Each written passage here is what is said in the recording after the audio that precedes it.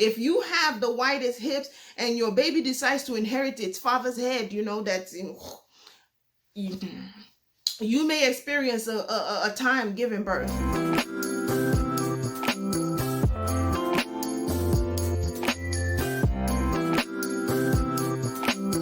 Hello, moms and dads all over the world. Welcome back to Nurse Onyi Teaches.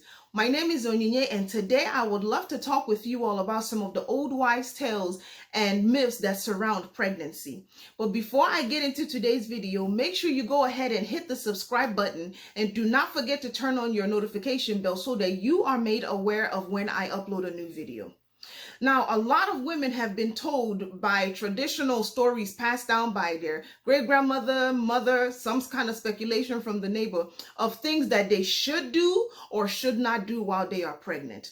A lot of these actually have credibility to them, but most of them are based in mythology. And today I will discuss 7 of them with the intentions of only bringing some kind of humor to pregnancy. Remember, this is not an informational video. I am in no way, shape, or form trying to tell anyone what they must do and what they should avoid. These are just meant to provide general tips and hints to you women. And if you find some sense of humor in this, smile a little. Pregnancy hormones do so much better when you smile as opposed to when you carry around a bunch of stress. Don't do that to yourself. Don't do that to your baby, okay? And we're going to begin right now. Number 1. Eating oranges will cause your baby to have jaundice. This one I'm going to have to say is false. 100% false. There has never been a linkage established between eating oranges and your baby getting jaundice.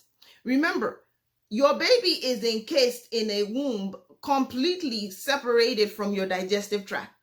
So if you are eating oranges, your body still has to absorb it and make sense of what you eat before it even gets to your baby and by the way of nutrition. People who tell you not to eat orange, they may have received this information from those who were well-meaning but misinformed. Oranges are rich in vitamin C and folate, which is the natural form of folic acid. So when you eat an orange, really what you are doing is boosting your immune system so that you can effectively protect yourself from infection or colds. And then the folate helps to protect your baby's neural tube so that you're not dealing with any neural tube defects, especially in that first trimester of pregnancy. And that, my dear people, debunks myth number 1. You can eat your orange. Even diabetic moms can enjoy an orange a day, 1 orange a day, because oranges are very low in the glycemic index, which means they don't cause your blood sugar to just go crazy all over the place. But before you eat anything or drink anything, make sure you consult with your doctor. Make sure you consult with your doctor, okay? Myth number 2, avoid all types of seafood while pregnant. This myth, I want to say, is false. But whoever issued it because they care. All forms of seafood are not contraindicated in pregnancy. Matter of fact, some seafood are encouraged. Now, the biggest thing is to avoid eating raw fish. Don't eat any raw seafood. It carries a high risk of salmonella and all types of nasty infection that you should not be dealing with while you're pregnant. There are also some types of fish that are very high in mercury. And if you watch a previous video that I have up, you will know these types of fish because I list some of them in that video. But some fish like salmon are actually a very good choice for pregnant women because they provide you with a lot of good stuff like omega-3 fatty acid, which can help with brain development in a baby. Okay, so this one also can be debunked, but you got to be careful. Make sure that those fish and the seafood that you will eat are cooked and brought to the right temperature to avoid the chances that you will encounter unfavorable outcomes. Myth number 3, you can tell the gender of a baby a woman is carrying based on how the baby is sitting. For instance, it is believed that women who carry their baby all in the front and not on the side are carrying boys, and women who carry more on their hips are carrying girls. Well, I can be the poster child for debunking that myth because I carried my children, all 4 of them, right in the front. And I carried them out like a snout and low, and I gave birth to 4 girls.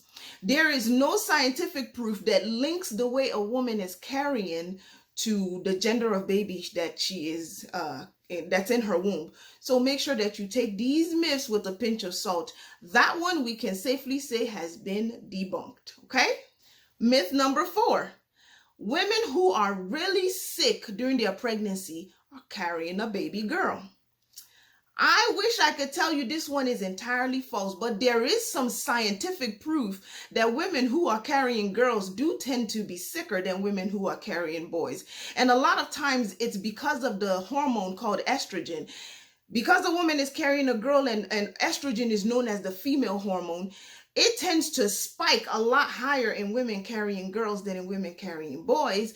And the more estrogen you have in your body, for some reason, the more sicker you tend to be. So there is some truth to this one, but still keep it within its parameters, because a lot of women who have girls don't experience any morning sickness or sickness at all. And then some women who have boys are sick as they can possibly scratch up being. So the research supports this theory a little bit. We'll give it a halfway, not quite a thumbs up, not quite a thumbs down. And we will leave this one as is, okay? Myth number 5: raising your hands above your head like this can cause your baby's umbilical cord to wrap around your baby's neck. This one is completely false. Your shoulders, your arms, your body is in no way directly linked to your baby. Remember, what you consider the umbilical cord is attached to the placenta, and the placenta is attached to the uterus. The uterus is a muscle that is completely enclosed in the pelvic cavity, right? The cord allows your baby to kind of move around and experience the internal womb space in the amniotic sac. And in no way, shape, or form is it connected to your shoulder. And think about it, a lot of moms wash clothes by hand and hang it up on a clothesline to dry. If a woman is told not to put her hands up while she is pregnant, how are you going to hang up clothes to dry? This one we can safely say is 100% false. If you want to exercise and stretch your arms out and do whatever you want, you are free to do it without any worry that you are going to cause the cord to wrap around your baby's neck. Babies are in the womb and they are in there like karate experts. They do what they want, okay? Excuse my sense of humor here. But babies move around, and while they move around, there are chances that they can form little loops in their cord and go through it. As a maternity nurse, I have been to many births where you see knots in the umbilical cord and the baby just goes on ahead and develops quite normally with no issues. So your activity in no way, shape, or form causes your child's cord to become tangled, nor does it wrap it around your child's neck. Some things happen naturally in the womb space that a woman cannot control. Okay? So this one is false. Myth number 6: childbearing hips cause a woman to give birth more easily and carry more favorably. This one, there is some truth to it. The wider a woman's hips are, the more pelvic room she has. But it should not be considered the only reason why a woman can give birth easily. There are many things that come into play when birth is concerned. Things like the size of the baby, how the baby lies across the pelvic area, okay? Other things like contraction pattern affect how well a woman can give birth to her baby. If you have the widest hips and your baby decides to inherit its father's head, that's you may experience a time giving birth. No matter how wide your hips are, if the baby is lying in a transverse way or is breech, delivery may be complicated. You may need what is known as an external version, which is a way to turn the baby back into the head down position. A lot of women have to do that, and it has to be done under a doctor's guidance. So this one, there is some truth to it. Yes, wider hips do encourage a better way to carry a baby and does facilitate delivery as long as everything else goes according to plan. All right, so we'll give this one to another halfway. Not quite thumbs up, yes, not quite thumbs down, because it does have some truth to it, okay? Number 7, pineapples can cause preterm labor, so women should avoid it while pregnant. Now, this one is out for the jury, okay? Because some people are pro eating pineapple and some people are against eating pineapple. My job here is to provide the data that either supports or refutes the claim. Research has been conducted which shows that an extract from pineapple called bromelain, when applied to the womb of rats, actually does stimulate some kind of contraction. Now, if a woman eats pineapple, she's not applying it directly to her womb, okay? She's eating it and then it has to go through her system and get digested before it even gets absorbed, okay? Number two, we are not rats. Women who are pregnant are not rodents. Therefore, what it causes to a rat's womb may not correlate with what is seen in a woman's womb, all right? However, because the research does support that it causes some kind of contraction when applied directly to the uterus, some women want to be cautious. If you are amongst those, don't let me stand in your way. Researchers say that women can eat their pineapple if they want to. Just be careful not to eat too much of it, because high intake of pineapple can cause nausea, it can cause diarrhea, and it can upset your stomach. So this one, how do you all rate it? Up or down? I say somewhere in between, because many women will come on this video and say, you are wrong. How dare you tell women to eat pineapples? I'm not telling you to eat a pineapple any more than I am telling you not to avoid it all the way together, okay? If you want to eat it, talk with your doctor. Many doctors recommend that their patients eat it. Some doctors will say avoid it. Follow your doctor's advice. What this video does is give you some information. Make sure that you are drawing conclusions based on your health circumstances and your doctor's recommendation. If you have found any value in this video, don't forget to give me a huge thumbs up.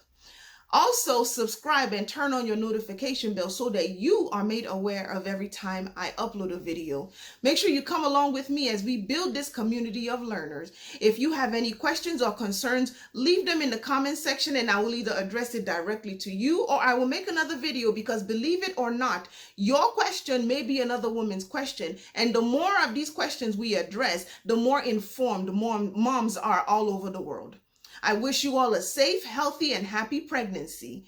Until the next time, be blessed.